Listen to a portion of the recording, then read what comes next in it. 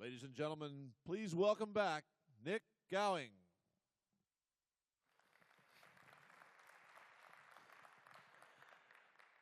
Even if you think you've come to a plenary hall, you have, but it's actually, this is a workshop.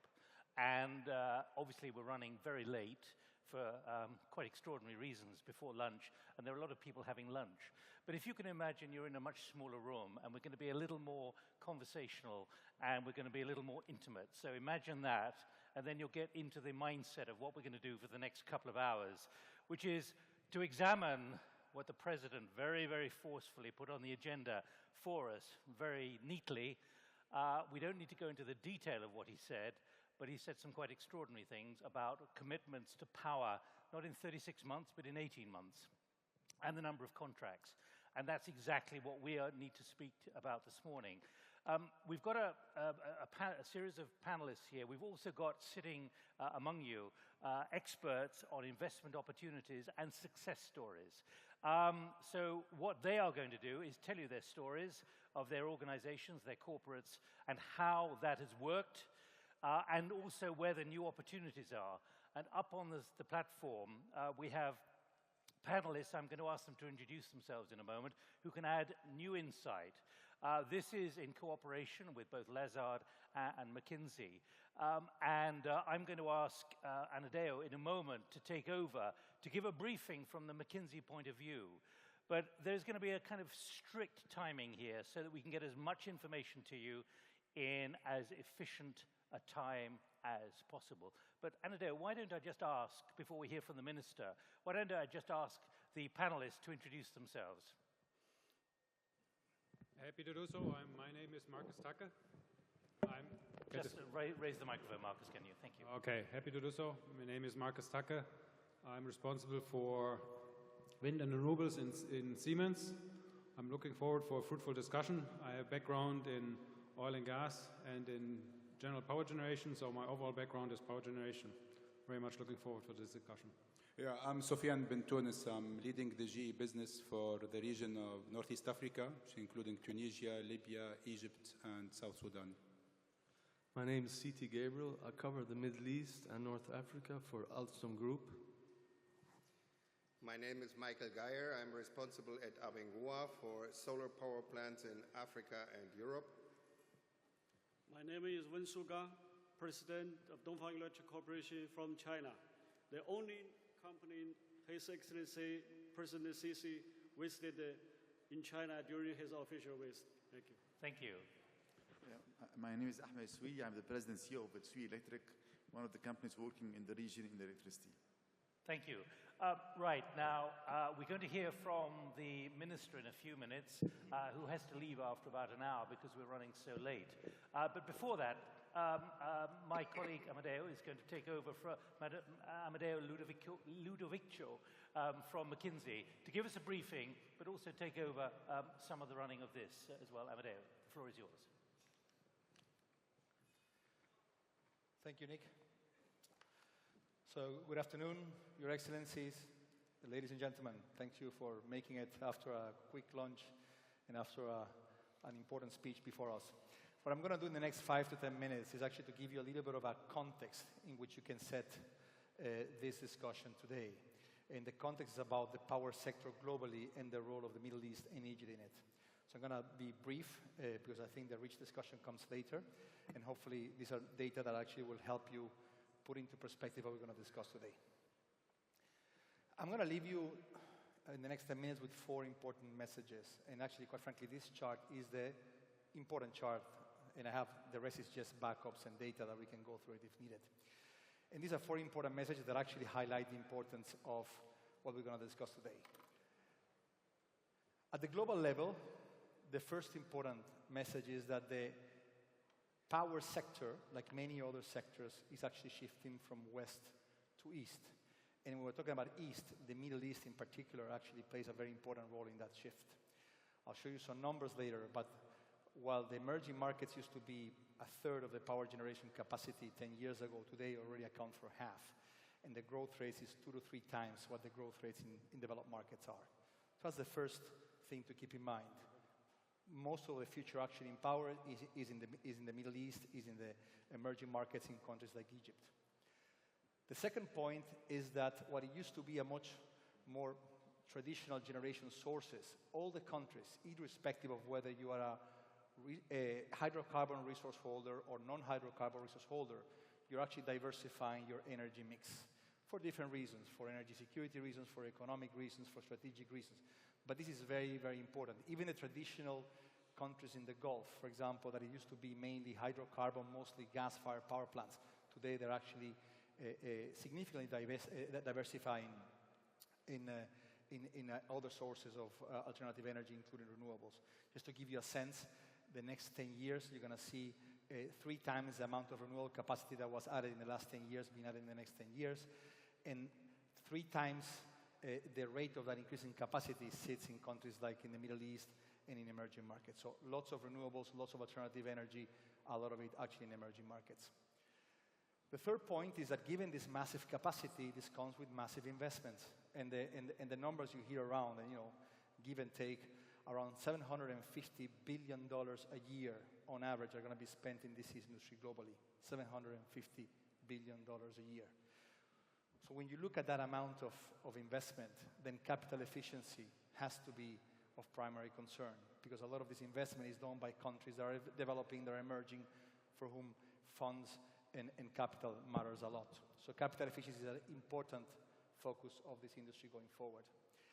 And the other side of that is that many of these countries would actually be interested in attracting investments to be able to finance and to be able to run many of these power plants. And therefore, creating the right environment to actually attract these investments is very, very important. And a lot of the discussion we're going to have today here is about how do we create this environment.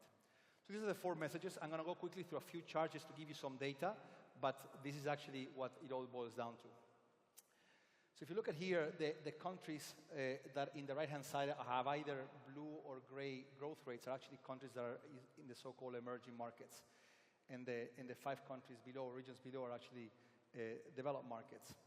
If you look at it, you don't have to do the numbers. The bottom 5 used to account for 2/3. Now it would only account by half. And the growth rates, especially in areas like the Middle East, India, and China, are just 2 to 3, 4 times higher than the growth rates you expect in emerging markets that will grow 0 to 1% a year. So that's where the growth is. The point about diversification is an example. Several countries you can have low hydrocarbon reserves, high hydrocarbon reserves. The reality is that actually everybody's diversifying for different reasons, energy efficiency sometimes, for strategic reasons, for economic reasons, and even the countries that used to be undiversified are actually diversifying, like the ones in the Gulf. And there's an economic rationale behind this as well, and a lot of it is actually driven by the capacity additions in renewables. And again, the next 10 years, you're going to see almost three times the additions that you actually had in the last 10 years. And most of it actually will be outside Europe and the USA. And that's really what is remarkable about it. And this has been done also because there is, in many cases, economic rationale. I mean, this is an example of what happened in Dubai a few months ago. You actually have now today some solar bids in some countries, like in the case of Dubai, that we actually get cost per kilowatt hour that are actually close to parity. So this actually is one of the things that is driving behind this, although some of the diversification also is driven by security of energy concerns or strategic concerns. The same happens in nuclear.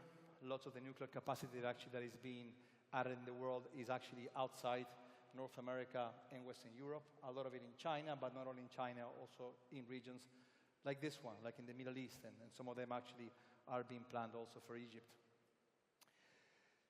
Investments that are going to be massive. I mean, you cannot add this much capacity without massive investment. It's not only in generation, it's actually across the value chain.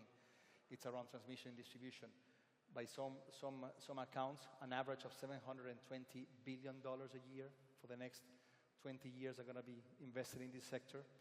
I mean, almost 70 billion are going to be invested in this country, according to the announcements, in the next 5 to 7 years. These are staggering numbers. And this is investment going into countries that actually are not necessarily capital rich. and therefore the whole idea of capital efficiency, how do we make sure that these investments are efficiently deployed is very important. This investment is also because some of the new technologies are very capital intensive. The fixed cost actually is the majority of the average cost of the energy, and therefore being efficient in how you put the investment is very important in terms of you being profitable long term. This is another shift driven by the diversification of energy resources. There are many ways of attracting private players. I mean, IPPs is one of them, but there are many ways, and certainly Egypt has announced many of these innovative ways. But to make this successful, you have to make sure that the allocation of risk and how you actually structure these contracts and how stable the regulatory environment is super critical. And I'm sure you'll have a lot of questions around that in the next few minutes. Now, this is my last slide. If I'm going to actually leave behind a so what from these 4 trends, I would like to leave behind these 4 so whats. The first one is, given the massive investment, given the importance of this sector in countries like Egypt, having a clear power sector strategic roadmap is paramount. People are putting large sums of capital into a sector. This is actually long-term capital, and this is capital that once you put it in, actually determines your profitability going forward. So having clarity on that strategy is very important. Second, there's going to be a lot of integration issues, not only at the strategic level, but also the technical level. These are all sources of generation of power that are different in terms of how they run, their peaks, their patterns. So the integration is very important, also operationally. Third, again, you want to reemphasize this point again, making the best out of how you invest that capital is super important. I think capital efficiency is probably the most important driver in the power sector for the next 20 years, globally, and especially in regions like in the Middle East. And the last point is that all these assets are going to be invested. There's going to be a lot of foreign investment, but ultimately it's going to be run by countries and people in the country. So actually the human capital of it, especially when you talk about new technologies, is very important. And many of these countries actually will rely on foreign players that actually are going to invest and foreign investors to actually build this human capital. These are the 4 takeaways. We're going to probably have more and have a livelier discussion, but at least this provides you a bit of a context where we can actually now zoom in into the Egyptian case. And I leave it to Nick, who probably will invite His Excellency the Minister to zoom in on Egypt.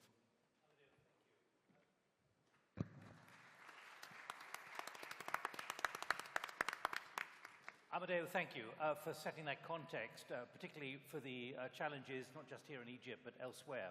Let's now hear from the Minister himself, Mohamed, who is Minister of Electricity and Energy. And I wonder how much you may have had to slightly redefine what you were going to say based on what the President revealed about an hour ago.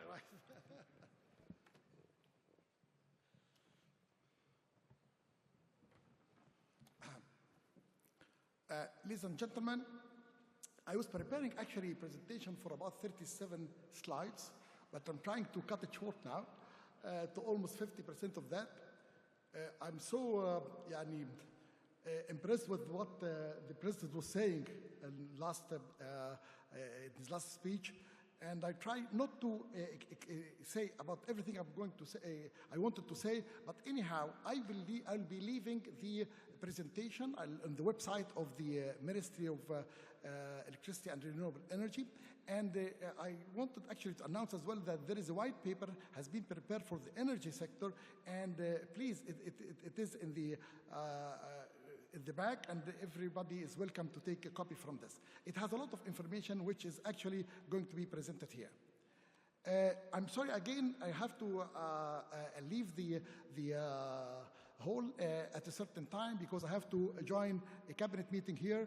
So I'm sorry, I'm not going to continue the whole session with you. The government is committed to address the electricity sector's bottleneck. Sector challenges and opportunities. Actually, we have a generation capacity falling short. We have a growing energy demand and high energy intensity. We have unsustainable financial burden due to subsidies. We have inefficient governance structure. For the government visions and actions, diversifying power supply to meet energy demand and exploit the country's resources potential, financially and socially sustainable electricity sector, rules of all public and private actors clearly defined with all institutions held accountable for the performance. For the opportunities, actually you have over $70 billion of public and private investment over the year 2015 until 2022. We have actually a plan for being developed from 2015 to 2022, and then we have another plan until 2035, and the third plan for 2050. And all of this you might be finding it actually in the white paper, which is at the back of this whole. Power generation projects, this is the opportunity, power generation project in coal, fired, in oil, in gas, in renewable, and even in nuclear as well. Efficiency upgrades to existing thermal generation, power transmission, distribution infrastructure, demand-side energy efficiency. The power sector has a strong development potential. The key competitive advantages of this sector is significant development potential with a robust multi-decade track record. We have to add 54 gigawatt of new installed capacity, conventional and renewable, needed through until 2022. We have high wind energy potential in the MENA region, almost 30 gigawatt, and high intensity of direct solar radiation ranging between 2,000 to 3,200 kilowatt hour per meter square per year. And I have my colleague, Dr. Mohamed, he will be addressing the audience actually about the renewables, and he will be elaborating about all these things. The ongoing reforms in the regulatory framework and subsidies creating large opportunities for the private sector to participate in our plan. The beneficial opportunities for regional trade not really fully developed. We have a connection going to be planned to be connecting the grid to Saudi Arabia, and hopefully this will be implemented by the beginning of year 2018, and this will be able to transfer or exchange a power of 3,000 megawatt between the two countries. And it's good enough that the peak load, or the time of the peak load here in Egypt is during the night time, while the peak load in Saudi Arabia is during the noon time. The challenges, challenge number one is ensuring power generation security. Electricity demand growth exceptionally high. We have increase of about 6% per annum. The power generation deficit is about, if you calculate this until the year 2022, approximately we need about 6 gigawatt needed to be added to the network yearly. The high energy intensity, which reflects some sort of inefficient use of energy. Low reserve margin relative to peak demand. Currently, actually, you have a peak margin, margin of a peak load does not exceed 11.5%, which is a very low. And our intention actually is to add some extra and more power generation capacity in order to increase this, reaching up till 30% by the year 2022. And perhaps we again readjust until reaching after we stabilize the power generation, we go back to perhaps 25 or 20%. The undiversified power generation mix, actually we are extensively relied on the natural gas and heavy fuel oil and light fuel oil, which produce almost 91% of our need of electricity now. And once we have some shortage of the natural gas, we were suffering from some frequent power outages because of this reason. The potential for efficiency gain as well. Actually, we have some equipment, some power stations, which is almost 30% of our power stations, or slightly less than that, is over 20 years old. So there is room for power generation efficiency gains. As well, there is a room for power efficiency gains as well by almost between 15 to 20%. And by the way, one of the MOUs which has been signed today is for a company which is going to do some operation maintenance and raising the efficiency of one of our old power stations, Tacke, and it will increase the efficiency and increase the power output of it, trying to reach the nameplate capacity of the plant. The power plant availability as well is, and efficiency is almost 5 to 8% below the benchmark figures. We have transmission losses, which could be between 15 or 12 to 15%. This actually, two types of losses is the technical losses plus the commercial losses. Commercial losses, I mean, it's the theft of the electricity. And then a limited integration to regional energy markets as well. And I said, actually, we are trying to strengthen this by the connection to Saudi Arabia. Actually, this gives you the load curve and the peak values during the years up till the year 2022. It shows actually the increase in the load and the different energy mix for different years. But if you can compare between 2014 and 2022, as you can see from 2014, we have almost 90.5% of the energy generated from natural gas and heavy and light fuel oil, while we are trying actually to reduce this to be reaching not more than 75% approximately for both the natural gas and the heavy and light fuel oils, and increasing, of course, the wind and solar, and of course the introduction of the clean coal-fired power stations. And this is actually, it's a change happening now in the energy mix in Egypt. For the financial sustainability, we have a chronic underpricing of the electricity input until actually we started last year on July 2014, we started to introduce a reform in the cost of electricity tariff, and we put this on a 5-year plan, and it has been already published. The 5-year is known for everybody now, what will happen this year and next year and so on, and hopefully by the 5th year, there will be no subsidies whatsoever. There will be some cross-subsidies between the rich and poor, but still there will be no subsidies from the budget of the country. We have significant percentage of subsidy does not reach the target as well. I mean, many of the subsidies goes to the rich who they don't need it. So we are trying to reform this, as I said, by the reducing the subsidies until to be completely eliminated in 5 years' time. The circular debt. The Ministry of Finance is falling behind on subsidy payments to the holding company of the Electricity Authority. Other public entities also fail to pay for the power. Lots of government buildings do not pay the consumption for the electricity. And by the way, we are not paying as well the money which should be paid for the Ministry of Petroleum to cover the cost of fuel.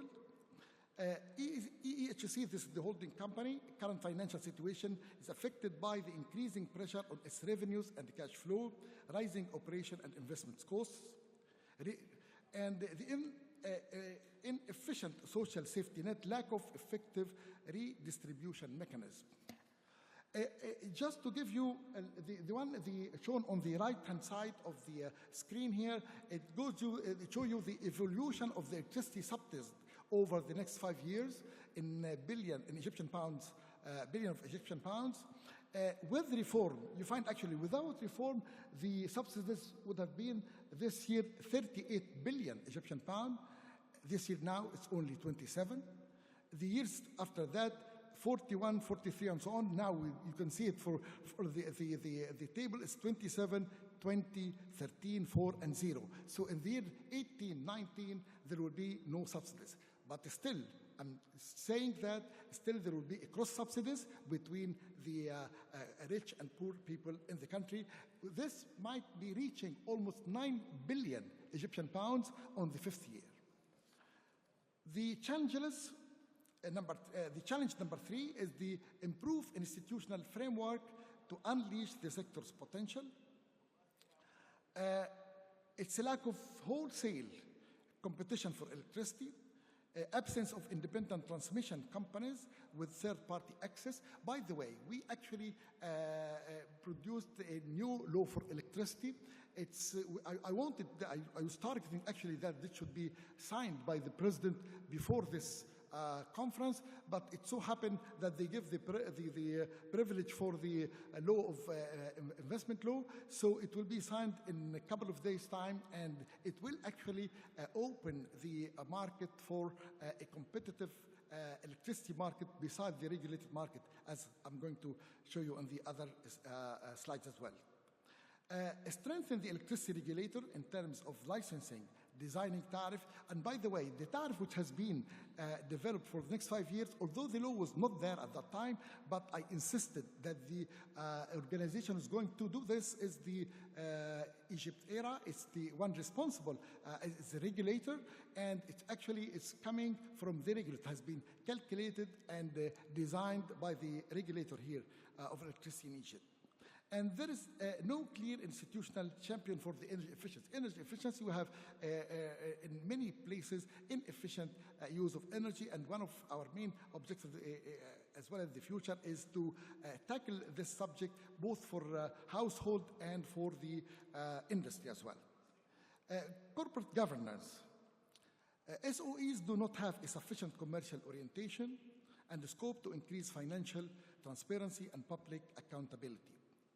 The complex procedures for private sector, multiple institutional windows, lack of standardized processes and contracts for IPPs. Let me show you a slide which shows the challenge number 3, the improved institutional framework to unleash the sector's potential part. The structure here, as you can see to the right-hand side, you find the structure of the regulated market, which is we are in it now, but we are actually introducing the competitive market concept, and this is going to be actually part of the new electricity law, and it's going to start. I mean, we're going to put the detailed information about this law within 6 months from now, and it will be open for our private sector to generate electricity, to use the network, and then to sell it even to the direct consumer of the electricity.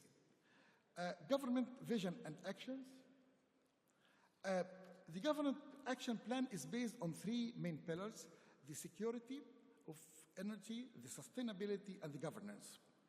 I might talk a little bit about the security. Perhaps I will skip the others because of the time. But again, as I said, all the presentation and the white paper will be available to you. Security, we have to diversify the energy supply that can really can be reliable to meet the energy demands for a growing economy and takes full advantage of the domestic energy sources. Sustainability, an energy sector that is both financially and socially sustainable, one financially self-sustaining with a clear incentive for private investment, and secondly, preserves affordability for the household and competitiveness of the business. It's very important that even after we put this reform for the electricity tariff, actually we did not exceed for the poor that the expenditure for electricity bill should not exceed 1.6% of the monthly expenditure for the family. Governance, rules of the public and private actors clearly defined and mutually complementary, and all institutions held accountable for the performance. The areas of action here is shown is the security, sustainability, and governance. As I said, boost energy supply, diversify energy supply, and improve energy efficiency. Sustainability addresses historic debts, reform energy subsidies. We've done this now, mitigate social impacts. And the governance, enhance energy sector functions, modernize sector governance, and strengthen corporate governance, and promote private sector investment. Energy security.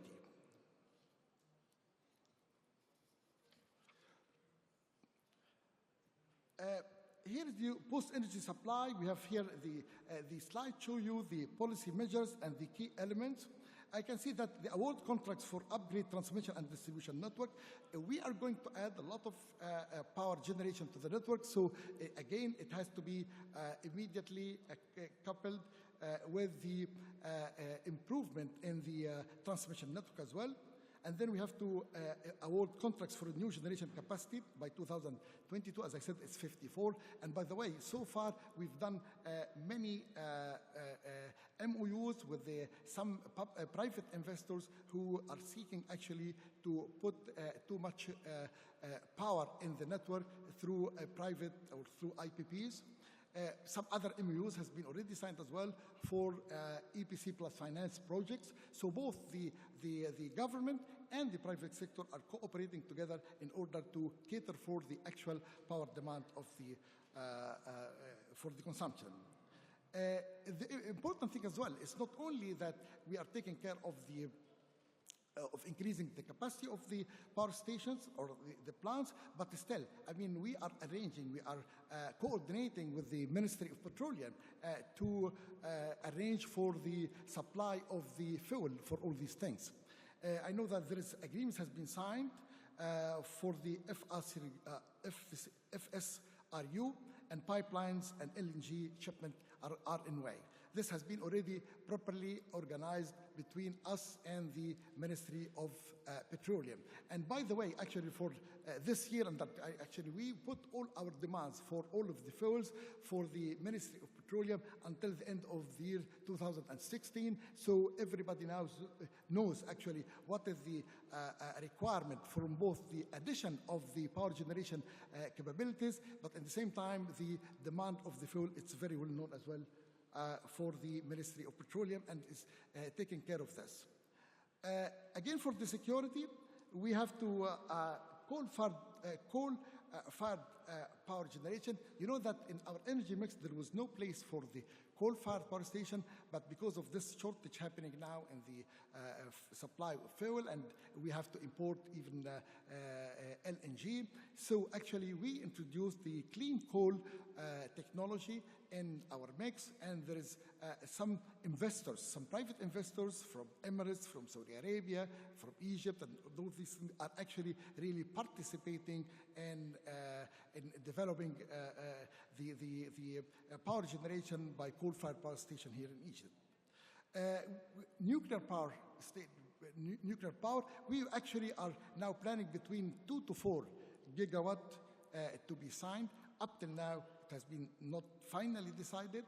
The decision is coming from a higher authority than ours.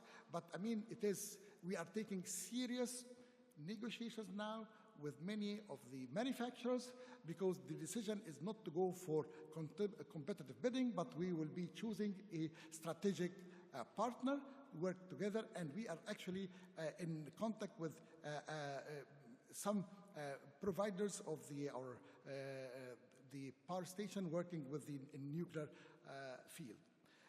The important thing as well is the interconnection with the neighboring country. So we have an interconnection up to 3 gigawatt to be interchanged between Egypt and Saudi Arabia. One of the things which we are doing now is to improve the efficiency of the operation by converging the simple cycle to a combined cycle. Again, we are doing some serious work in order to reduce the losses in the network, in the transmission network.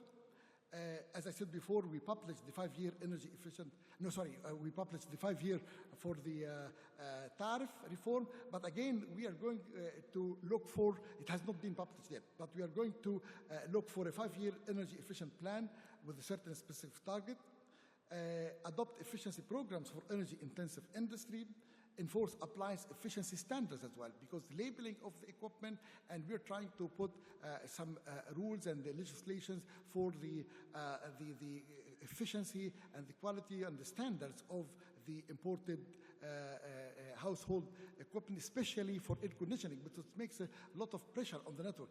The difference between the summer and winter season, because of air conditioning, actually there is an addition of 3,500 to 4,000 megawatt each year coming from the air conditioning, and actually this is increasing by the time as well. Introducing appropriate incentives for energy efficiency and conducting awareness and raising the campaign for that. We were not very successful. We tried last year, and I think we have to do something better than what we were doing before. We succeeded actually during the last year and the beginning of this year in order to cater for the energy shortage, and we hope that we will not suffer during this summer like what had happened before, because we could manage actually to contract 3,600 megawatt to be added to the network. All this has been done within 7 or 8 months' time to be between the contract until the final commissioning of the turbines in the network. They work 24/7, and we are closely watching the progress of the work in the site. One of the things which we've done as well is from the demand side management, we have an initiative now in order to replace the incandescent lamps with the LED lamps. The Ministry of Electricity, they have initiative of replacing 10 million lamps. The program is in operation now, and we hope that this will be done completely just before the summer time, and until perhaps we are giving it until month of May or latest June, that this will be replaced, and it creates a lot of awareness of the people to using the LED lamps. The next step is to go for another 50 million LED lamps. We are estimating about 350 million lamps we need it here in Egypt. And by the way, this is one of the opportunities in front of the investors, that they could come and have a production lines for producing LED lamps to this. One of the things as well is the smart meters. One of the things which we are doing is that we are going towards the smart grids and smart meters for the low voltage distribution. We have a plan to replace all the mechanical meters in 5 years' time. By the way, we have about 31 million mechanical meters. We're going to change it to smart meters where we can control from the load side. It's a load side management technique by using the smart meters. And one of the MOUs which we signed now is with some company in order to provide this 10 million lamps. I will skip some slides now, and then I go to perhaps the total plan, how the investment in the power generation. So I will go through this very quickly. But again, all this will be left. I'm sorry for that, but this is the time constraints is on. It's forcing this to me now. The plan will require about $70 billion of investment through 2022. The total investment reaching about $70 billion. Of approximately, I mean, this difference between it's 45 and 25 billion. I mean, this is just an estimation here, but it is could be changed. Just to give you an idea about the opportunities available in this, that the 54 gigawatt of the power generation, it will be actually 12 gigawatt for the combined cycle, about 5 gigawatt for the steam turbines, 1.4 gigawatt for the simple cycle for peak load, 11 gigawatt for the wind, 9 gigawatt for solar, 13 gigawatt for coal-fired power stations, and 2.1 gigawatt of one of the projects which using pumping and storage. By the way, this one will put a certain chance for the investment in the transmission lines and transmission network, whether lines or transformer substation and distribution as well. Just to give you an idea about the expected investment in this, which is, again, it's open for the manufacturing, doing manufacturing facilities for all these things. For the extra high voltage substation and high voltage substation, we are estimating for the 7 years about 68 gigawatt of the capacity. For high voltage transmission lines, we are estimating about 35,000 kilometers of high voltage transmission lines. Again, this gives an opportunity for the investment in the manufacturing of these things. For the distribution, our transformer substations or distribution transformers, it's about 85 gigawatt, and for the transmission line and cables, it's about 90,000 kilometers of this, which means actually that there is a lot of opportunities for investment in this field. I think I would like to finish my presentation now. This is not the complete one, but as I said before, it will be available for you, and I think I have to stop now here and we'll go for the next part of the program. Thank you.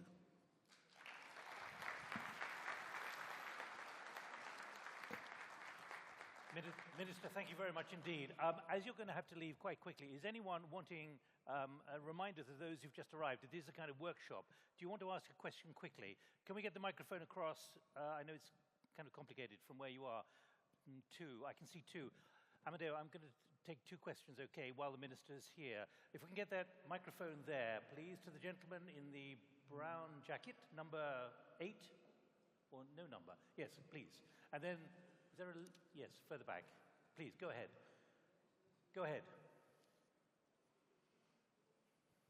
Your Excellency, my name is Mahmoud Al-Kamouni. One moment.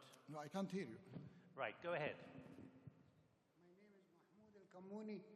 I am Egyptian living in the United States for the last 45 years.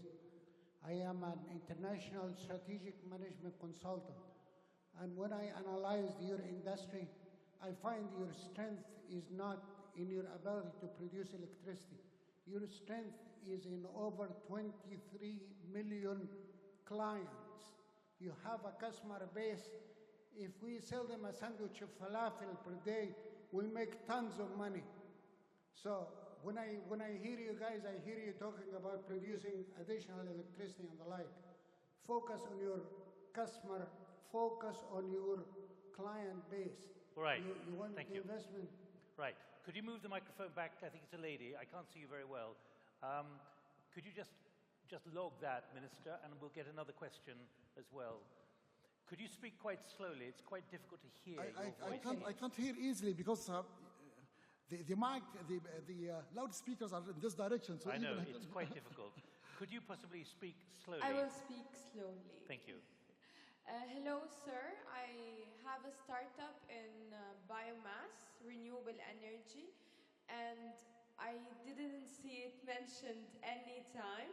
And I would like also to ask about the tariff for biomass, if it's going to be released at any time soon. Right, biomass. Biomass is part of our program as well. I'm sorry because I didn't have full time. I think Dr. Mohamed is the chairman of the Renewable Energy Authority. He can talk about this now. We are trying to develop now feed-in tariff for the biomass, and I think it will be coming soon. We are doing this in cooperation with the Ministry of Environment as well.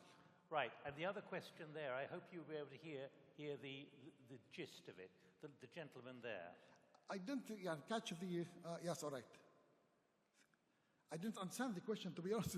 It's about, I didn't hear it right. About your clients, the power clients. Do you want to ask it again quickly, if you can? Please. 1 moment. Customers. Yeah. The question is? What is the question? Yes, please.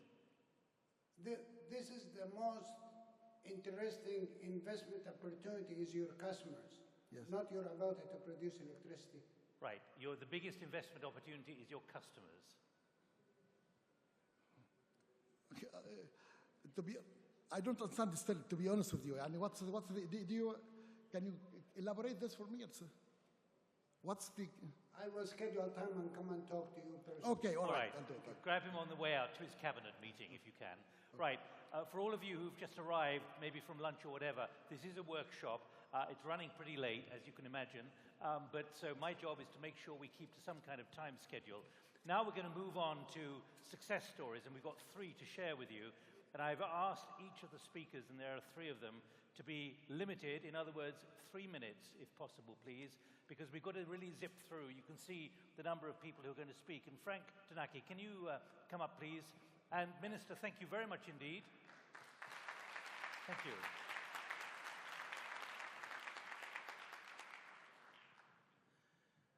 And then we'll have 2 more of the success stories and we'll move on as well to new opportunities, as well as hearing from our panel as well.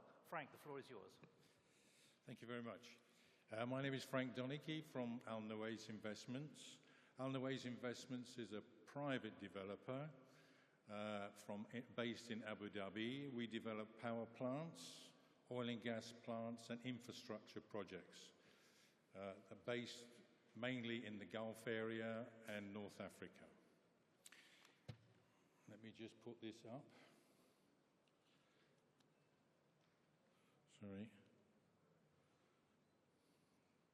3 minutes and going.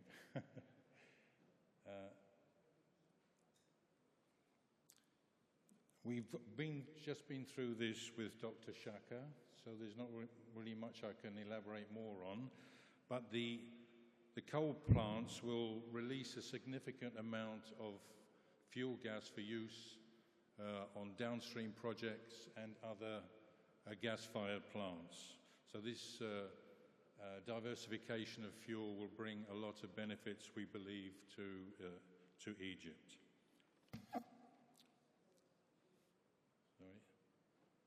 Sorry. We've been working on this project now for nearly a year.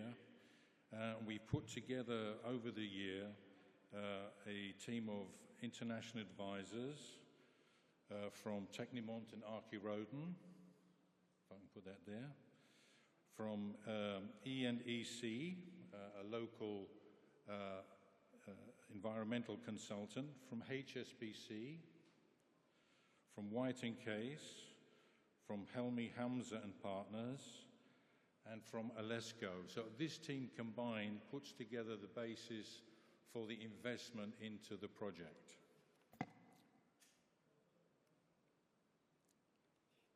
Let me just get this. Sorry, it takes a while. The project is 2,640 megawatts in 2 phases. So in the first phase of 1,320 megawatts, we will construct it until we reach financial close, and then we will start the second phase, so there's a gap between the two. The technology that we use will be ultra supercritical to provide maximum efficiency, lowest CO2 emissions, and lower stack emissions. We have also included in the project a shared facilities. This shared facilities combines the requirements, the infrastructure, for 3 different coal-fired plants. So it can be expanded quite readily. Phase 1 will be planned to be completed by 2020, and Phase 2 by 2021. This is the site of the plant. It's located on the Gulf of Suez, just south of the Suez Canal. There's an existing oil and gas-fired power plant to the north of our power plant. It's on the existing 500 kV grid, so it'll be a short connection. And it's located, we believe, local to the future expansions on the Suez Canal, but also to Cairo, so transmission losses will be greatly reduced. Sorry. So, this is to give you an idea of what the process was. Have I got it? Sorry, I flipped on, but we have, since June 2014, been in discussions with EEDC for the project. We've completed a concept study, which was the basis of the plant development, the coal-fired side of things, the coal storage, the ash side of the project, and the coal delivery. In September 2014, based upon that, we signed an MOU with EEDC, and then we went into a feasibility study following that.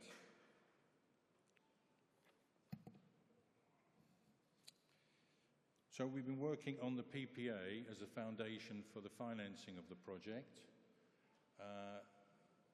So in November 2014, we had our first meetings with EEHC in a joint coordination steering group for the plant.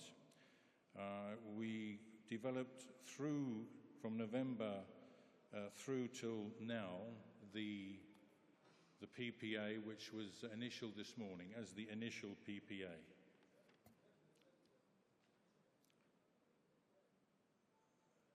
Now, I just want to emphasize Al Nawai's intention on the project. Mr. Al Nawais has been working here on projects for over 28 years, so he's fully confident and knows Egypt and how Egypt works very well. So we're confident of the system that's been developed, the leadership that is in place, and our commitment to Egypt and the power generation sector. So we're working with EEHC and MOEE, towards a successful completion on the project. And we believe that we will do so. We have a lot of interest from other parties in equity and from Japan, from Korea, from China, and from the West, some interested parties as well. So we believe that this will be a successful project. Thank you. Frank, thank you very much indeed. Let's move on now to Benchmark and Italgen. Let's have 3 minutes from you, if we may, Ahmed, and also Giuseppe Di Beni, who's Managing Director of Italgen.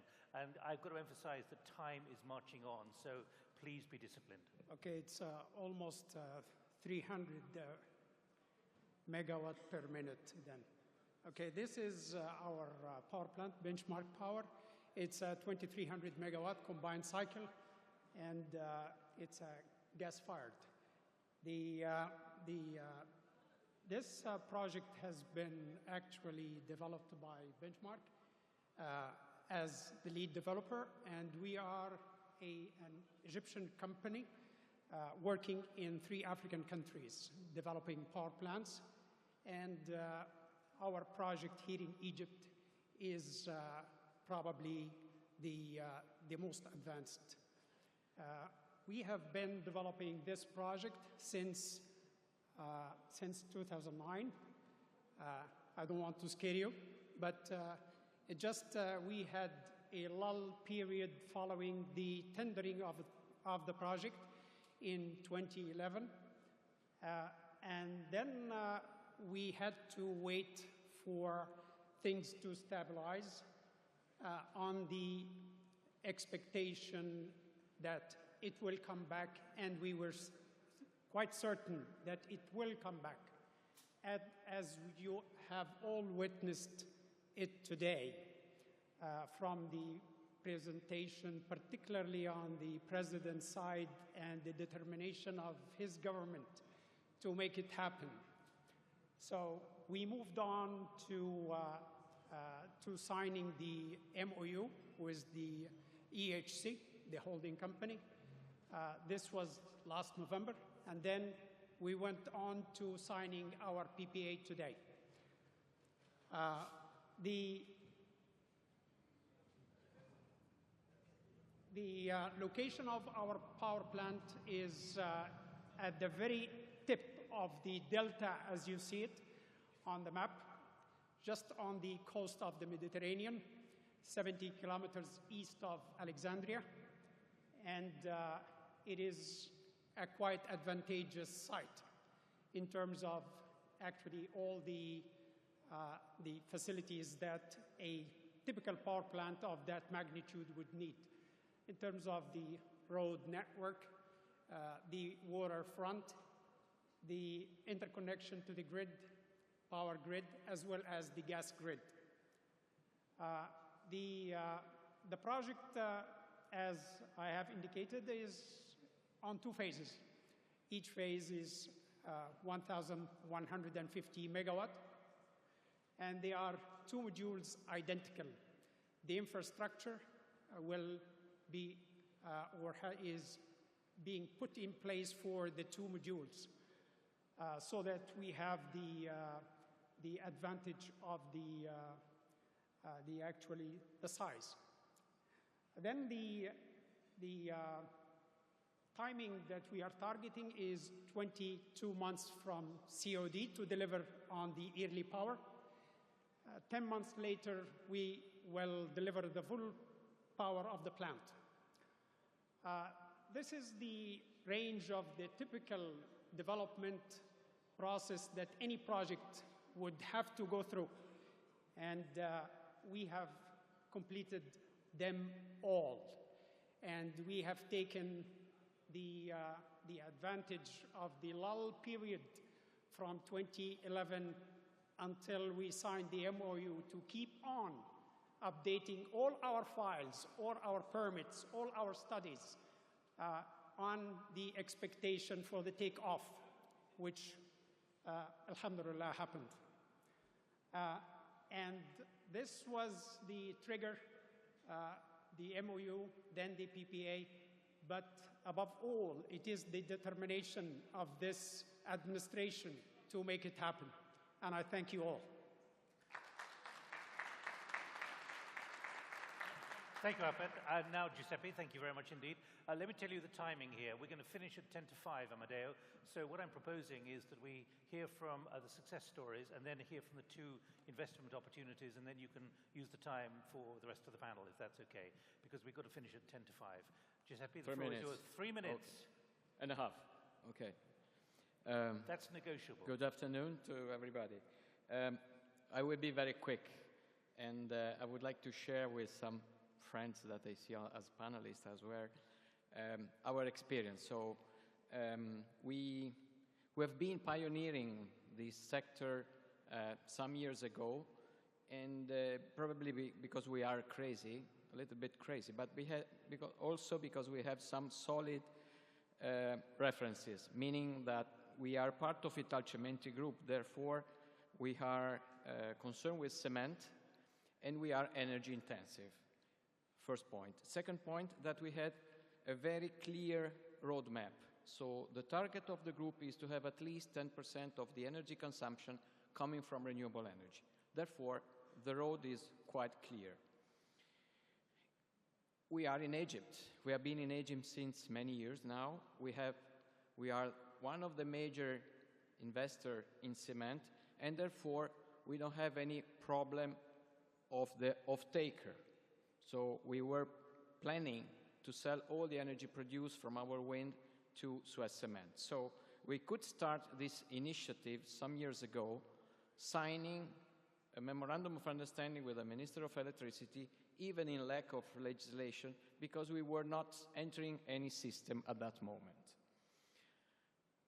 We have a background as Italgen again, meaning that we are the energy arm of Italcementi Group. Therefore, we are confident and we are common to energy. We have hydro plants, we have photovoltaic, we have other initiatives in wind in other countries. So you can see where we are and where we were. But as you can see from the numbers here, the big challenge is Egypt since a few years. So we started with our initiative in Egypt with 120 megawatt plus additional 200 megawatt on wind. And why Egypt?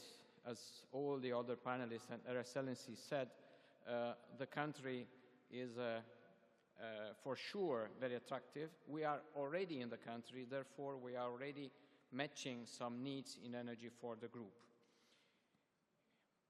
But I would recommend to skip some so that I can save some time. The challenge to me is to start since the beginning, having as a key driver the term of bankability. So I saw from my previous colleague all the steps that you have to go through, but if we don't start from the beginning, saying from the wind measurement campaign, having that done in a bankability way, we are wasting time. At the end of the story, the project will not be bankable. So as you see, we went through all these steps. We started with the wind measurement campaign, environmental impact assessment, and the public hearing, and then we signed the use of fruit agreement, and then we signed the agreement for the transmission and distribution. Then we are getting close to the signing of the wind turbine, hopefully within the end of this year, and then we will start with the erection. But just to give you an idea, I will skip that. Don't get mad with that, but what I would like to show you is all the permits that we had to go through and to complete in order to have, again, as I said, this project bankable. But what is relevant is that we started in November 2007 and we ended in November 2014 with the site opening, so for civil work. It means 7 years. I remember that yesterday Minister Salman was speaking about 7 months. We took 7 years. Okay, so that is a recommendation for the next investor. But again, let's do that in a very bankable way, as I said, from the wind measurement campaign to the environmental impact assessment that is very, very relevant, even from the financial side. So if everything is not done properly, you will have a lot of problem at the end of the game. And as I told you, we spent almost 1 year just for the environmental impact assessment related to the bird issue. That is a very relevant issue. And that's why we canceled more than 50% of the area that we were supposed to have as a, that we got as a study area within Gabalizade area. But finally, in November 2012, we were the first power generation license issued to private sector. So that was our first, let's say, delivery that we got from the government. Of course, the network access contract, and I would say that was the agreement in order to enter the system. And I like to see that picture. That is the site where we were and where we started to have our study, and that is where we are now, meaning that we started in November the civil work, and let's say that 2 recommendations on that, or 2 experiences, if I may. The first one is that, as the President said, we have to run, and phase 2, meaning the additional 200 megawatt, we are saving 50% of the time, so that makes sense. And very last point, I think that we have to be concentrated in 2 issues. One is the industry debate, meaning that we have to take care of all the issues within the business plan, meaning levelized cost of energy. So technology has to be more and more efficient. The quality of control has to be very tight and very careful on that in order to help on the short term. On the other side, the stakeholder debates. Stakeholder debates, because we cannot do any project, in my opinion, without taking care of all the stakeholders involved. We were at the site for the public hearing, and I can assure you that we were ready to give a lot of answers related to technology. We didn't have any question about technology, but we had question about job creation, about consumption of the land in the area, and how much of delivery in the area. So, I hope I'm not running out of time. You have. 30 seconds. Please, because we're under real pressure, Giuseppe. Why this is relevant to me. And this project, I hope, will help other investors following our strategy. Means that we are fitting perfectly with the government. We are, I hope, giving some proposal to create a hub for renewable energy in the area, and very happy to hear that we had a MOU signed on this regard. And for sure, again, bankability is my very, very last recommendation, but I would say at this stage is the most relevant one. Thank you very much. Bankability, Giuseppe, thank you very much indeed. I'm sorry I'm having to push everybody, but I think all of you understand to get over the detail, but also the principles of where there's been success and now what the opportunities are. I'm going to call on Zainab Hashim and also Mohamed Al-Sabki. Welcome, and if you could keep your remarks equally thin, please, on investment opportunities. First from ADIB, and then from the New and Renewable Energy Authority. And then we open it up with your thoughts on what you've been hearing. The floor is yours. What are you looking for? Your slides. Where are my slides? They're there. Okay. Also in front of you here. Thank you very much. Since I have only 4 slides, I'll give myself the liberty to talk for 1 minute without the slides. We, as Adib Capital, were given the assignment by the Ministry of Investment to present at this conference Il Siouf, a power generating, combined power generating structure. Okay? So what we do, we went and we decided to see the power plant. We decided to go and have a look at it. We drove to Alexandria, 2-hour drive from Cairo. Just south of Alexandria was the plant. The plant is very well defined. It's a known plant. There's an existing power plant. There's an empty plot for the plant that's supposed to put there 2 gas-powered generators and 1 steam generator, 750 megawatts each. We took a tour around. As I said, the land is ready. The grid is right there. The main connection to the grid is there. The water is nearby. The gas pipeline is there. It's basically build and plug in, a very attractive opportunity. So that's what we saw. We also had an excellent meal of fish and went back to Cairo. Now, I'll take you through the slides with some more of the data related to this opportunity. Okay, it's a combined cycle power plant, total capacity 750 megawatts, 2 250 megawatt gas turbines, and 1 250 megawatt steam turbine. As I said, located in Alexandria Governorate, just below Alexandria, very easy to reach by road. And I said this again, the water, the fuel, the ease of connection, it's all there. And it's right near the grid, we saw it. The objective, to meet the increasing electricity demand and raise the efficiency of the power generating system of Egypt. You've heard a lot about this all afternoon. The investment cost was, till this morning I'd say, the foreign component, $456 million, the local component, 1.4 billion Egyptian pounds. We all saw this morning what happens to the costs.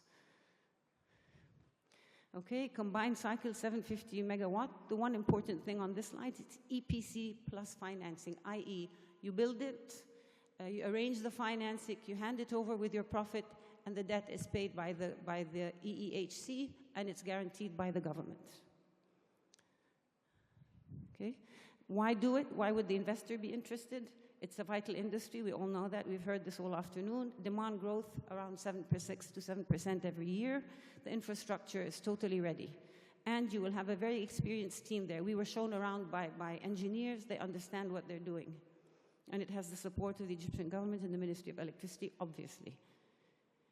Okay, now, we thought we were going to present this as a success story because there are already bidders for this project. However, we've decided to give other bidders an opportunity, and here are the new dates, if you will. You can express an interest by the 19th of this month. That takes us to another week, roughly. The tendering process by the 29th, and the final investment decision by the 29th. I think, yeah, if you're interested, you've still got a chance to enter. Thank you very much. And you've caught up on time, I think.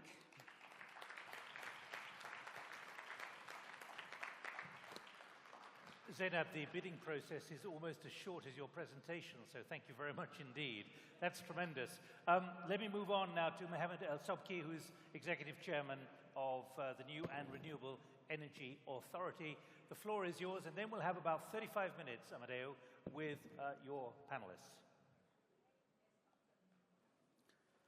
Well, ladies and gentlemen, until the slides are on, I'll go through 4 slides.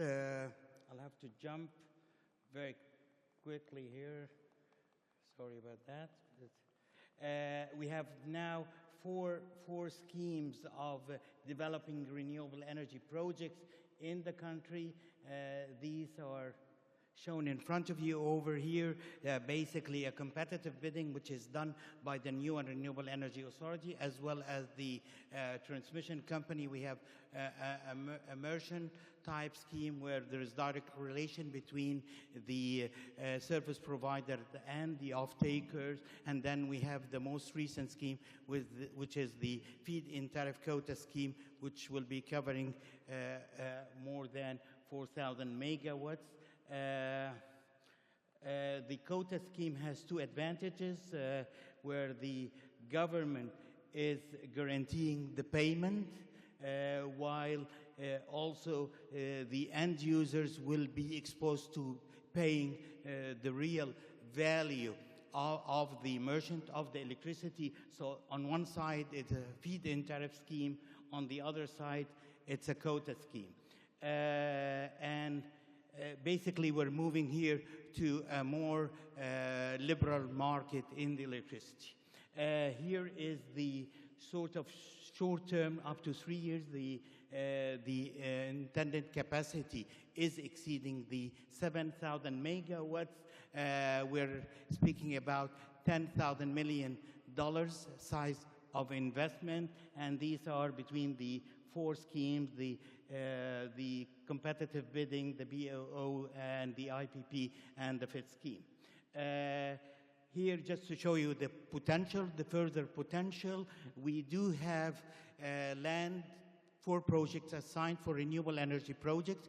For the solar type projects, we're speaking about over 50 gigawatts of land for solar projects, and land for wind projects over 30 gigawatt plants. So, and these plants, as the previous presenters, the New and Renewable Energy Authority have assessed, obtained the permits for using them for renewable energy projects. That takes care of my presentation. I just want to say a last statement. 4,000 years ago, our ancestors did cherish the suns, and we still do that, and we're looking for your participation in all these type projects. Thank you very much. I wanted just to comment on the biomass thing. We're working on the biomass thing. We're working on a feed tariff for it. Our estimate is that the biomass and biofuel will cover about more than 3% of our electricity needs at the domestic level. Thank you very much. Thank you very much indeed. And you've had now a rich series of presentations in headline terms, really, but showing the direction of travel. Amadeo, one question. I would like you to ask through Amadeo, if that's all right, because Amadeo is now going to take over. Dr. Tacke has to leave from Siemens at 4:30 for a flight schedule. So bear that in mind during the discussion, if you could, Amadeo. Sure. The floor is yours, and you've got till 10 to 5. Sure. You hear me? Yeah. Before we entertain the question, we actually wanted to welcome the panel and start a series of questions with the panel. So we're going to have time for your question as well. But let me start with my own question, given that I'm the moderator. I have that privilege to actually start first. Markus, Sofiane, Seti, Michael, Wen, Ahmed, you all heard, lots of enthusiasm before the session. You heard His Excellency talking about the projects. You also heard several success stories. How attractive is this from a perspective of a foreign investor in this sector?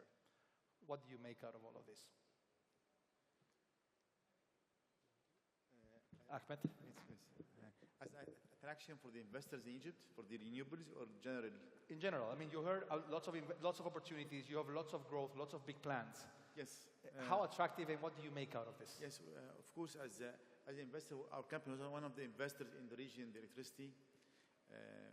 The things which happened in the last year in Egypt, and the problem of the energy last year, also in the summer, this really is a weak point for the industry and for the jobs and for the creation of jobs. And I believe the most important for the country is to create jobs and for people to live better living. And this is what happened for the revolution, that people is willing to have better living. I believe this really is an opportunity, not a weakness, because We need around 25 to 30,000 megawatt for the next, let's say, 5 to 7 years. And there's a big potential.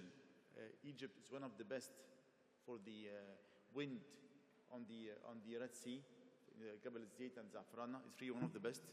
And the cost of even the wind, production of wind, can be almost on the same level of the production of the conventional. So this is really opportunity for the investors. The same thing for the solar. We have huge land and the sun.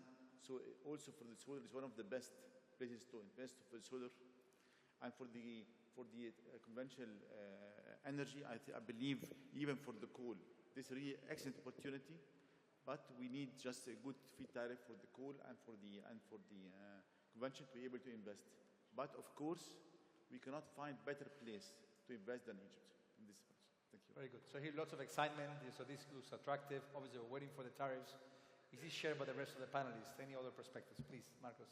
I'm happy to emphasize what has been said.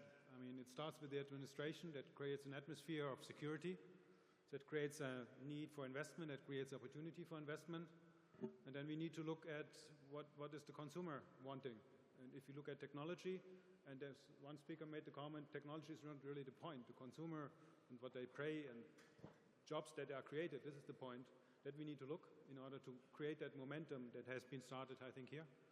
If you look at technology, it's gas and it's wind. That's the most affordable technologies today in the market. And Egypt has those resources. Egypt has ideal wind conditions, class 1 wind regimes.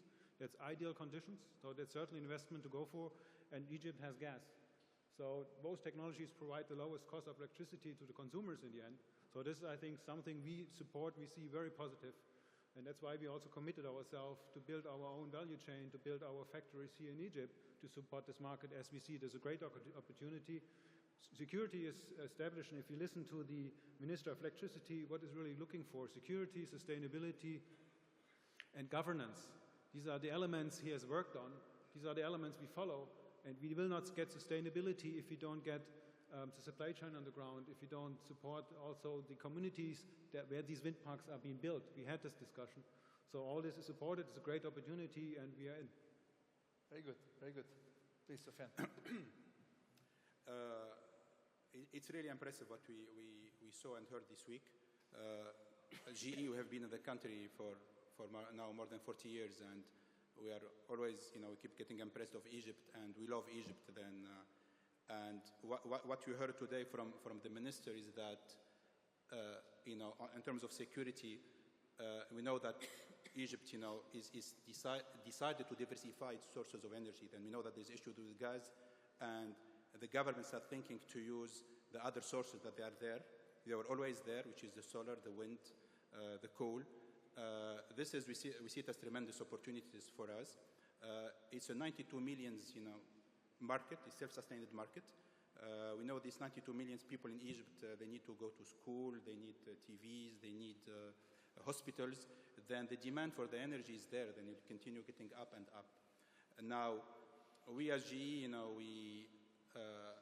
during these 3 days, we showed our commitment to the country in three different ways. The first way was by announcing our commitment to Egypt by being part of the emergency plan, where we committed to deliver a huge amount of electricity in 5 months, putting 46 gas turbines on the grid in this short period of time. It's a real challenge. And we did it because, as General Electric, we said, we will never let Egypt down, and we have to do it. Then this was the mission, and we like to listen to our customers and deliver, and when we deliver fast. The second one, and it goes with what it's coming with these different sources of energies, it's nice and important that we diversify, but we need to think also to research and development. Then we know by experience that we do have excellent engineers and knowledge in Egypt, excellent universities, and our role is to team up with these bodies and develop a local technology for the country.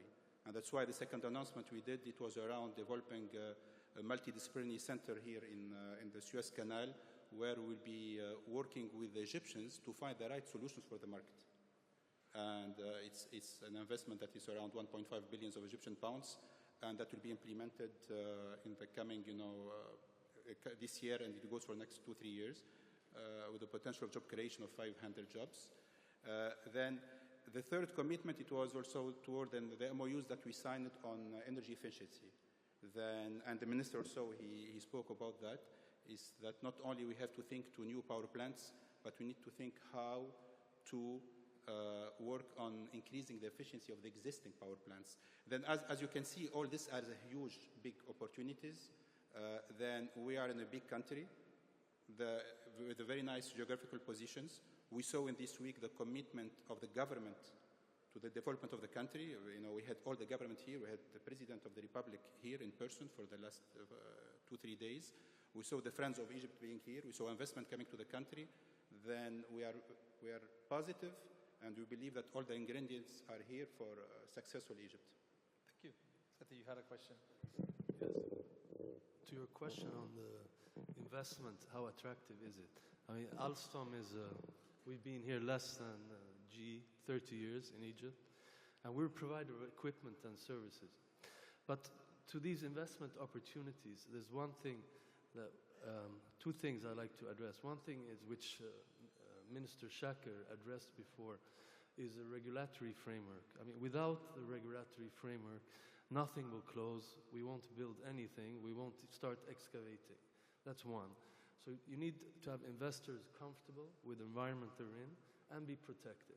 And there are many issues, so we won't go into that. But the regulatory framework needs to be there to do financial close.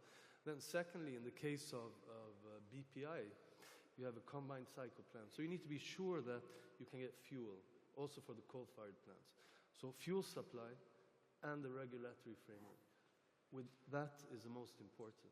And I will put priorities on that for these investment opportunities. Then there are many other, the bigger part of Egypt is straight EPC procurement, and there are many multilaterals that I'm sure will finance and help Egypt. We have seen a strong support. But back to the investment opportunities, regulatory framework, as well as fuel supply. That means bankability. Thank you. Very good. Very good. So maybe those three commands from three developed countries, GE, Siemens, Alstom. And I come from China, Dongfang Electrical. I think as two largest developing countries, Egypt and China, and Chinese experience maybe is also suitable for Egyptian friends. For example, in China, I think Dr. Shaka mentioned there's in Egypt by 2022, there are about 54 gigawatt potentials. I think, first of all, economical growth need power. And the people's welfare of Egyptian people also need the power supply. The same situation in China. And by the end of last year, I think total installed capacity in China now is reached to about 13,000 gigawatts, something like that. 1 kilowatt per capita. And by reach this, I think first of all, of course, additional installed. For example, as a Dongfang Electric Corporation, 10 years back, our capability is about 5 gigawatt. And this time, we reached to more than 42 gigawatt per year production, Dongfang, we our own company, in year 2011. And secondly is technology innovation or upgrading. 20 years back, China 300 megawatt is a mainframe unit capacity. But now we can do 660, 1,000 megawatt, ultra supercritical, high efficiency, de-emission, which is technology development is also very important. Sure. And the third one is also the structures. 10 years back, take my example, my company, we produce mainly coal-fired power equipment. At that time, year 2004, we only delivered 7 units of wind turbine, 1.5 megawatt each. But up to now, we have delivered more than 6,000 units, 1.5, 2.5, 3.5, up to 5.5. So I think all those experience we have done in China, we would like to share with our Egyptian friends and to benefit our people here. And also, last comment I would mention, this morning, His Excellency President Seti told a story, asking whether we can do a project within 18 months. I think for those questions, maybe many companies or many people will say, yes, we could do. But I would like to say, China, we say, yes, we have done. Thank you. So this is why I want to share our experience with our Egyptian people. Yeah. Thank you. Thank you. Michael, you have a comment? Well, I come from Abengoa, from the other side of the Mediterranean, from Andalusia in Spain. And we want to bring to Egypt what we basically learned 15 years ago from scratch to tap the concentrated solar power of the sun. We have been working together with the ENREA for many, many years already, from the Plataforma Solar and from other Spanish institutions. And what we see now is the time to do the big step to utilize solar power and wind power at big scale. And so we want to share our experience, how we did it from scratch in Spain. And I think there is one important thing to mention, which I didn't see in the slides before. We have heard you will get new 12 gigawatts of new coal plants, several thousand megawatts of combined cycle, and of a nuclear plant. All these plants give least electricity cost if they run 24 hours a day, 8,776 hours a year. But what I have seen is Egyptian people need electricity at night, want to see television at night, and they have a peak which starts after sunset, which goes from like 5 o'clock until 11:30, which is about 2,000 peak hours a year. And if I remember right in your demand curve, that is about up to 20% of your total demand. And here we want to bring to Egypt the technology where we have pioneered, and that is putting the power of the sun in a can, in a storage, so that we can collect it over the day and we can release it after sunset and give you solar power at night. And I think this is something where we're really motivated to do this step together with you, to work together with ENREA, and to tap the knowledge base and develop solutions together. Thank you. So what we have heard so far from the panel is obviously everybody's excited about the fundamentals of the market, the growth, the potential. Everybody is excited also about the attractiveness of this market, provided that we actually manage a couple of topics like the regulatory framework and the fuel. We also heard some offers for learning from other countries and new technologies. I would like to invite people from the audience, and there was a question here at the front, to actually ask questions to our panelists. Please say your name and just briefly mention your question, either to the panelists or to a specific person in the panelist, and if that's the case. Actually, my question might be for Dr. Sopki. My name is Shireen Ismail Sabet. I'm trying to find a solution for our waste and to produce energy from our organic waste. So I have the technology to use the waste without sorting, especially the organic, to produce gas, to move the turbine, and to produce electricity. When can we start to do it? Everything is ready. Good. So that was a question that probably you'll get an answer offline, given that it's not for any of the panelists. We'll take note of that. Other questions? Please.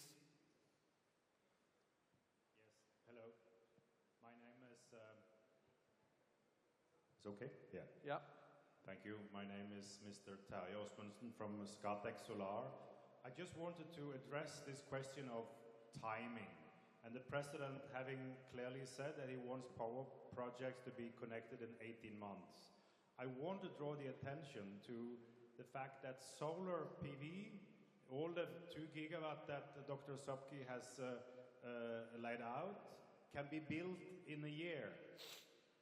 Our company have completed 100 megawatt in Africa in 8 months. We are completing 70 megawatt in Honduras in 6 months. It is possible, when the PPA is ready, that all the solar power can be connected next year.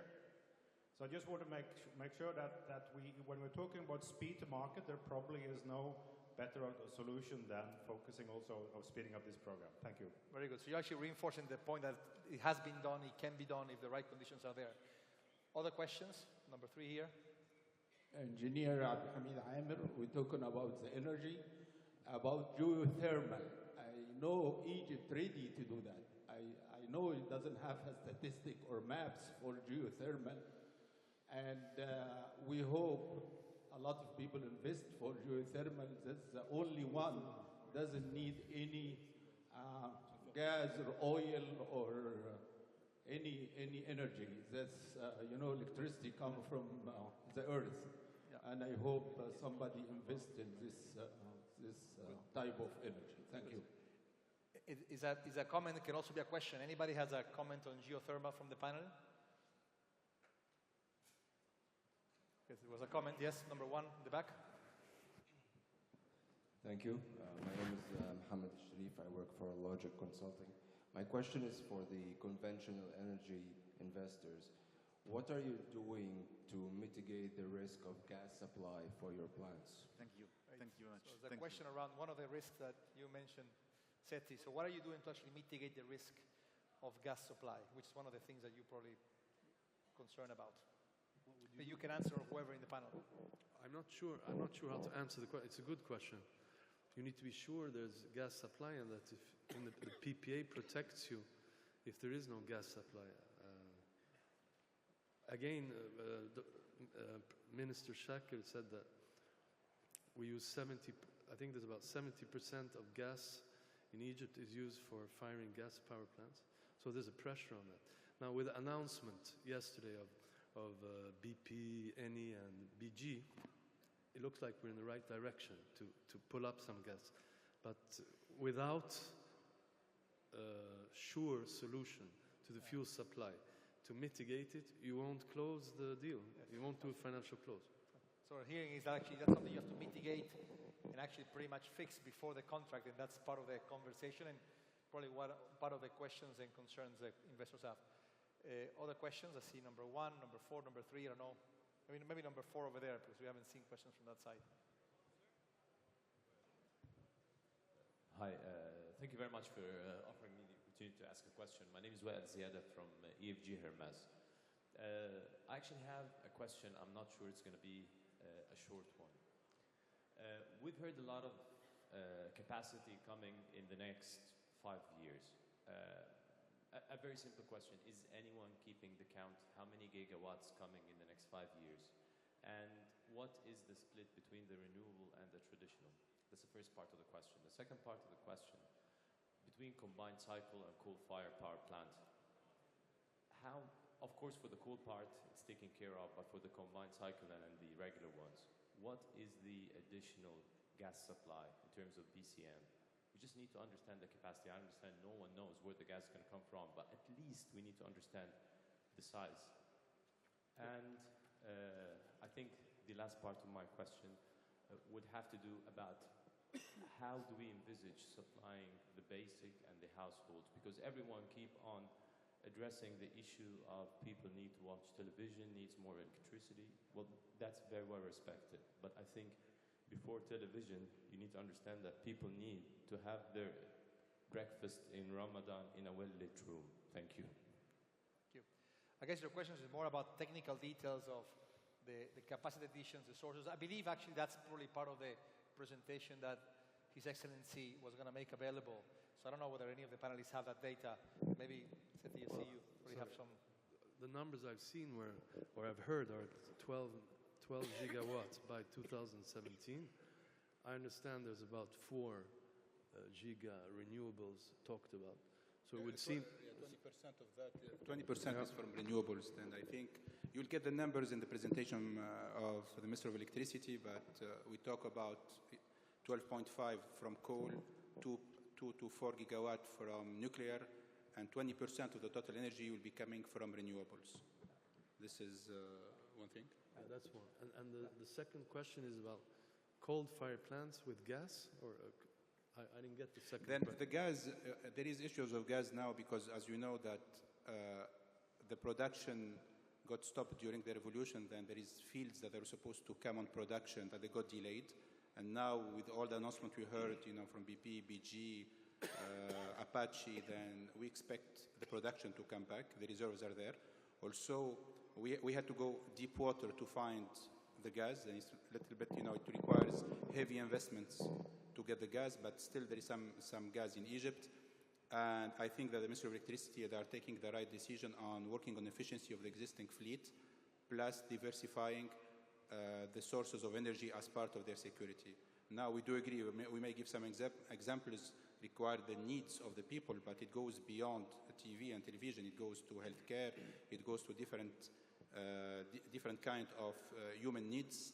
But we all agree here that for all the development that we see for Egypt and job creation, all this will not happen if there's no energy. Then energy will stay always the engine powering any development. Wait, I'm looking at time. We're going to get 2 more questions from the floor, and then I will have a final question. I mean, number 3 has been up for a while, and then probably number 2. Well, no, actually, number 4 was before. So number 3 and number 4. Come on, please. Hi, my name is Sami Nafati. I work for Sumitomo Mitsui Banking Corporation. My question is more about bankability. I'd like to draw everyone's attention that these projects are usually 80% financed by banks. So it is great to have a number of investors, and you do need a lot of them, the Americans, the Japanese, Chinese, Europeans, but you do need a lot of banks. Local, regional, international, ECAs, development institutions, you name it, you will have to throw at this big power problem. We have heard speeches and presentations about a number of technologies, big numbers, big ambitions. And I am as excited as anyone really to be here and to hear about this. But the question from EFG Hermes was really symptomatic, actually. There could be confusion in the market as to what is exactly happening. What are the projects that will really come to the market, in what fashion, what sort of phases? I think even local banks who are very close to the situation could choke on a lot of this information that is coming in quite an, I wouldn't say unorganized fashion, but quite an overwhelming fashion. So I think all of us here need to think about that, need to think about how you approach the market with the investors or banks, and in phases, to make it bankable, to make it real, and see all these ambitions really materialize in the future. So any thoughts on that, on bankability issues, would be greatly appreciated. Thank you. Good, so thank you. So the question is about, given the huge demand, the huge announcements, is there a rational way of facing this so that actually you can maximize bankability of these projects? Is the question that there is overbooking of power generation capacity? Is that what you mean? That everyone, you're throwing projects at a wall, No, see what sticks, or I what? think the question is, we hear about many MOUs being signed and many projects being scheduled. But what will come online first? And these big MOUs, they're staged. So what sort of phases and how these will approach the market? I think it's quite important that that is lined up in a very organized fashion. I fully agree. Timing is an issue. Yeah. On the financing side, yeah. Yes, I'll just tell you, all these projects, a lot of them is financed and done by the electricity company. But the ones which is for the private sector or for the investors, for the international investors can be done, which I think is the most important, because the most important is to bring FDIs, and the most interesting for the FDIs, the most interesting thing is the infrastructure and the energy. For the 3,000 megawatt for the solar, I think this is one of the best investments, and this is bankable, and already is in the market, and already I think a lot of each investor have around 50 megawatt. So these are bankable projects. There's also around 2,000 megawatt for wind, and these are also it's bankable, and these are also this makes around 4,000 megawatt for the renewables, solar and wind, and these are bankables. For the coal, we have around 3 projects, each one around 2,000, 2,500 megawatt. And this, until now, the government signed 3 MOUs, well, I'm not sure 2 or 3 MOUs, and this, until now, the government will announce the feed tariff. But until now, not yet. For the other projects, which is the one of our project of Sewedy, around 600 megawatt of wind, and the project for also for the Italgen, around 120 megawatt, we are discussing the visibility and bankability of these projects with the government. Until now, we did not reach agreement on this. We are negotiating with them. But for the gas, there is now DAY3. It was last week DAY3, and this a bidder have offered, and this, of course, he bid for it, is bankable. Also, another 250 megawatt wind. This is one project. It will be by the 30th of March.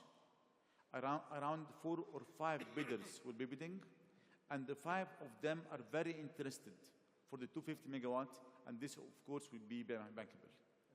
And these are the bankable things, which is already solid and very clear. Good. Thank you. Thank you. I mean, we have a few minutes. There's one more question, number 4. Please make it very brief. Yes, sure. My name is Mariam Kyriakos from Link Development, and my question is primarily directed to Mr. Sobki, as he's heading the Renewable Energy Authority, and I would also like to hear remarks from investors. It's very interesting that we've heard that the government and investors are interested in the solar and wind energy in Egypt. But my question is, when shall we have a shift in paradigm in investment in renewable energy so that we are having the technology know-how here in Egypt? So instead of importing the solar shells and the solar panels from abroad to create a solar energy plant in Egypt, having a technology know-how and having manufacturing industry working on creating the technology tools like the solar panels that would help to generate the energy. Because this is the only way to have a sustainable renewable energy sector here in Egypt. Thank you. Thank you. So the question is around how is there a plan, or what is the future of localizing some of this industry? Please, very brief, you only have a couple of minutes. We are an industrial company. I believe we should not produce or manufacture in Egypt everything. Renewable energy, it needs a lot of R&D, and it needs a lot of scale. I believe if we import the components from, let's say, from Europe, or import the components from China, especially the solar from China, and we do the job in Egypt, I think this can be much more feasible than producing them in Egypt. So most of Europe is importing even the solar shell itself. So I believe we should not produce everything except if it's feasible 100%. So there's one point of view. I think there's another point of view here. From the panel, Michael, very briefly, please. Well, I think in the technology of solar thermal power plants, which is mostly steel, glass, and concrete, a very high percentage can be manufactured in Egypt. We have done this experience now in the US and in South Africa, where we are building up factories. So if industry gets confidence that there is a sustainable project pipeline, then let's say it just also for economic reason, it will be the best to establish as many components as possible here in Egypt, build up in Egyptian human knowledge, and increase here the local manufacturing. Right. Thank you. So the sustainability also depends on how predictable, how stable it is.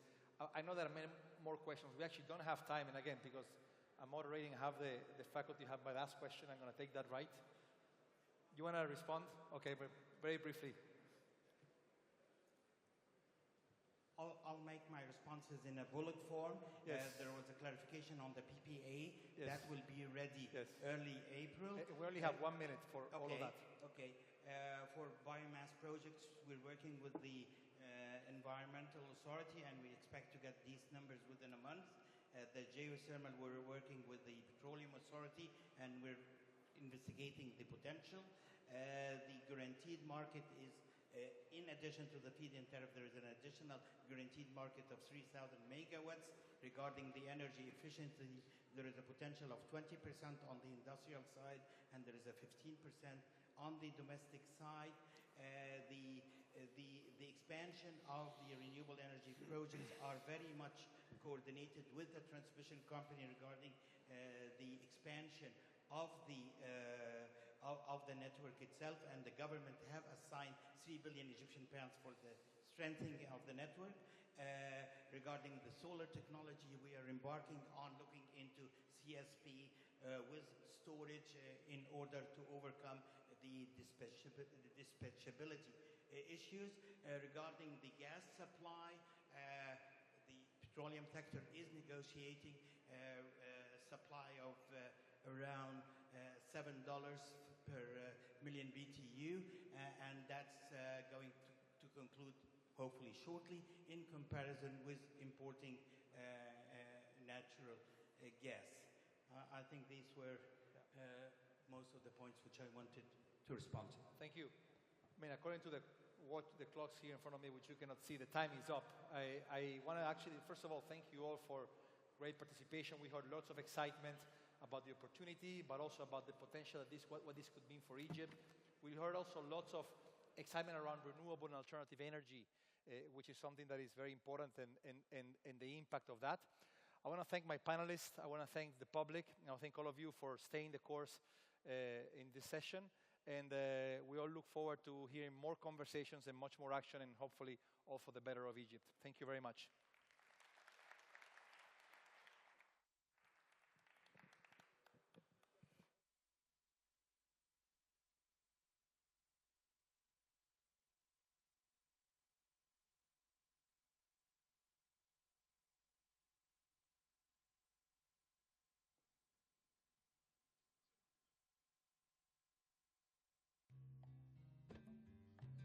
Ladies and gentlemen, our next session will begin promptly at 5 o'clock. Our next session will begin promptly at 5 o'clock. Thank you.